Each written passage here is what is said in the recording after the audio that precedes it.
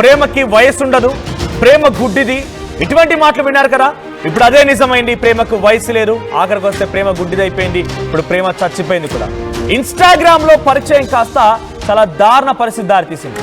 ఇక్కడ నేను చెప్పబోయే విషయాలు చూస్తే మీరు నిజంగా ఆశ్చర్యపోతారు. అతనికి 25, ఆమెకి 42. సో 42 ఏళ్ల ఆ మహిళ 25 ఏళ్ల యువకుడితో ఇన్స్టాగ్రామ్ లో పరిచయం కాస్త ప్రేమగా మారిపోయి ఏకంగా పెళ్లి వరకు దారితీసింది. ఏకంగా కన్న కూతురు కూడా పెళ్లిడొచ్చింది. పెళ్లిడున్నటువంటి కూతుర్ని, ఉద్యోగం చేస్తున్న కొడుకుని, ఇక కొన్ని రోజుల తర్వాత రిటైర్డ్ కావాల్సిన భర్తను వదిలేసి ఒక యువకుడి మాయలో పడిపోయి ఆ సదరు మహిళ తిరుపతికి వెళ్ళిపోయింది. విశాఖపట్నానికి సంబంధించిన ఇక్కడ కనిపించిన మహిళ పేరు పద్మ. ఇన్స్టాగ్రామ్ లో రీల్స్ చేయడం ప్రారంభించింది. రీల్స్ ద్వారా ఏదో రకంగా ఫేమస్ కావాలనుకుంది. అయితే అప్పటికే ఆ పద్మకి భర్త, 2 పిల్లలు ఉన్నారు. కుమారుడేమో మెడికల్ రిప్రజెంటేటివ్గా పనిచేస్తున్నాడు, అటు కూతురేమో డిగ్రీ ఫైనల్ ఇయర్ చదువుతోంది. అంటే పెళ్లిడికి వచ్చినటువంటి కుమార్తె కూడా ఉంది. కానీ ఇన్స్టాగ్రామ్ రీల్స్ పిచ్చి ఎక్కడి వరకు దారితీస్తున్నాడు. ఇక్కడ రైట్ సైడ్ బాక్స్లో కనబడుతున్న యువకుడి పేరు సురేష్. శ్రీకాళహస్తిలో ఉన్నటువంటి సురేష్తో పరిచయం దారితీస్తుంది ఇన్స్టాగ్రామ్. ఈ ఇన్స్టాగ్రామ్ పరిచయంతో ఏకంగా పలుమార్లు, అంటే ఆల్రెడీ కుటుంబాన్ని వదిలేసి ఒకసారి సురేష్ దగ్గరికి వెళ్ళిపోయింది. ఆ తర్వాత పోలీసులు ఫిర్యాదు చేయడంతో శ్రీకాళహస్తిలో ఉందని చెప్పి గమనించిన పోలీసులు వెంటనే తీసుకొచ్చి కుటుంబానికి వదిలేశారు. ఆ తర్వాత వారం వ్యవధిలోనే మళ్ళీ తట్టాబుట్ట చదువుకొని ప్రేమికుడి దగ్గరికి వెళ్ళిపోయింది. అదే ప్రేమికుడు అంటే 25 ఏళ్ల యువకుడి దగ్గరికి వెళ్ళిపోయింది. ఆమె చూస్తే 42 ఏళ్ళు. ఆమె వయసులో సగానికి ఉన్నటువంటి ఆ యువకుడి దగ్గరికి వెళ్ళిపోయి ఆయన పైన ఆధారపడిపోయి మళ్ళీ వెళ్ళిపోయింది. ఇక కుటుంబ సభ్యులు పలుమార్లు బ్రతిమి ఆడినా, కూతురు, కన్న కూతురు, కొడుకు ఇద్దరు కూడా బ్రతిమిలాడినా, అమ్మ రామ్మ రామ్మ అని చెప్పి ఎంతలా తలగొట్టుకొని మొత్తుకున్నా, అరిచినా, గగ్గోలు పెట్టినా, ఏడ్చినా, కన్నీరు మున్నీరుగా గుండెలు పగిలేలా ఏడ్చినా, అమ్మ ఇది తప్పు, నా వయసు వ్యక్తితో అక్కడికి వెళ్ళిపోతున్నా. ఎందుకంటే అక్కడ కుమారుడు ఉద్యోగం చేస్తున్నాడు, ఆ కుమార్తె పెళ్లిడికి వచ్చిందని అంటే తన వయసు ఏంటో అర్థం చేసుకోండి. అక్కడ కనబడేటువంటి యువకుడు కూడా 25 ఏళ్ల వయసు యువకుడే. మరి 25 ఏళ్ల యువకుడి దగ్గర ఆమెకి ఏం నచ్చిందో, ఏం చూసిపోయిందో తెలియదు. కానీ అందుకే అంటుంటారు ప్రేమకు వయసు ఉండదు, ప్రేమ గుడ్డిది అని చెప్పి అంటారు. చూస్తారా, ఇక్కడ నిజంగా అదే జరిగింది. సో ఏకంగా సురేష్ దగ్గరికి వెళ్ళిపోయింది. రెండవసారి వెళ్ళిపోయిన తర్వాత అటు సురేష్ కుటుంబ సభ్యులు కూడా దీన్ని యాక్సెప్ట్ చేయలేదు. ఈ పెళ్లి చేసుకుంటామని చెప్పారట ఇద్దరు.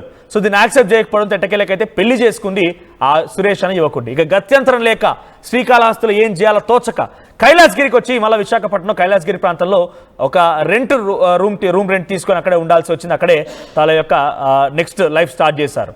ఇక ఏం జరిగిందో ఏమో తెలియదు కానీ 3 రోజుల క్రితం పద్మ తన ఉండేటువంటి ఇంట్లో ఫ్యాన్కి ఉరివేసుకొని బలవన్మరణానికి పాల్పడింది. అయితే ఆ విషయం గొడవ జరిగినటువంటి బహుశా ఇద్దరి మధ్య ఏం జరిగింది తెలియదు. ఆ విషయం గమనించిన సురేష్ 3 రోజుల పాటుగా ఏం చేయాలో తోచక అందులోనే ఉండిపోయాడు.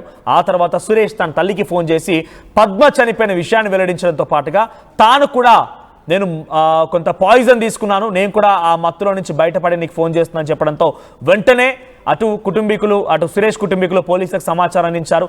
పోలీసులు ఆ ఘటనా స్థలంలోకి చేరుకొని ఆ సురేష్తో పాటుగా సురేష్ని హాస్పిటల్ తరలించారు. అటు పద్మ కూడా బలవన్మరణానికి పాల్పడిన పద్మని కూడా ఆ ఉరివేసుకున్నటువంటి ఆ మృతదేహానికి తీసి కింద పెట్టేసి వెంటనే అటు పద్మ కుటుంబీకులు కూడా సమాచారం అందించారు. ఆ తర్వాత చికిత్స పొందుతూ ఇటీవల 2 రోజుల క్రితం, అంటే నిన్న సాయంత్రానికల్లా బహుశా సురేష్ కూడా మరణించాడు. ఎంత దుర్మార్గం చూడండి. పెళ్లిడికి వచ్చిన కూతుర్ని, కన్న కొడుకుని కాదనుకొని ఒక యువకుడి మోజులో పడిపోయి ఈ సమయంలో పెళ్లి కావాల్సి వచ్చిందా? ఈ సమయంలో నీకు ప్రేమ కావాల్సి వచ్చిందా? డెఫినెట్గా మీకు ఇబ్బందిగా లేదా? పాపం చూసే కుటుంబీకులు ఈ వార్త విన్న తర్వాత డెఫినెట్గా వాళ్ళు కూడా కన్నీరు ముందుగా వెలిపిస్తుంటారు. బహుశా ఆ వయసులో, నడీడు వయసులో నీకు మళ్ళీ ప్రేమ వివాహం కావాల్సి వచ్చింది, రీల్స్ కావాల్సి వచ్చాయా? ఇన్స్టాగ్రామ్ ఎంత దారుణానికి దారితీస్తుందనంటే, ఇన్స్టాగ్రామ్ అనేటువంటి ఈ పదం చాలామంది ఈ రకం నడీడు వయసున్నటువంటి ఆ మహిళలు కానివ్వండి, కొంత అప్పుడే వచ్చేటువంటి ఈ యొక్క వీళ్ళు ఏమంటారంటే, ఈ పదం మీద ఉంటుంది ఇన్స్టాగ్రామ్ భాషలో, వీళ్ళంతా కూడా నిబ్బిగాలు అంటుంటారు చూసారా. సో ఈ పదాన్ని వాడడం ఇక్కడ సమంజసం కాదు, దానికి నాకు కరెక్ట్గా ఎగ్జాక్ట్గా అర్థం కూడా తెలియదు. అటువంటి నిబ్బిగాలు వీళ్ళంతా కూడా. సో కనీసం అవగాహన ఉండదు.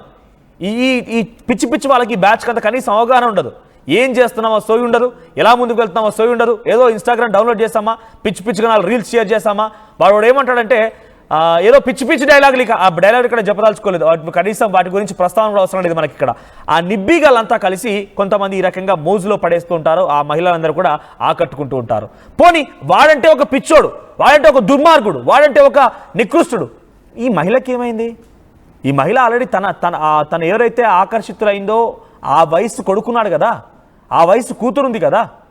నడిడికి వచ్చినటువంటి ఆ మహిళకి ఏం పోయే కాలం నాకు అర్థం కాకపోతే ఆల్రెడీ పోయిందనుకోండి, ఈ మాటలు మాట్లాడుతున్నందుకు బహుశా ఈ కుటుంబీకులు కనుక చూస్తే కొంత ఇబ్బంది పడతారు.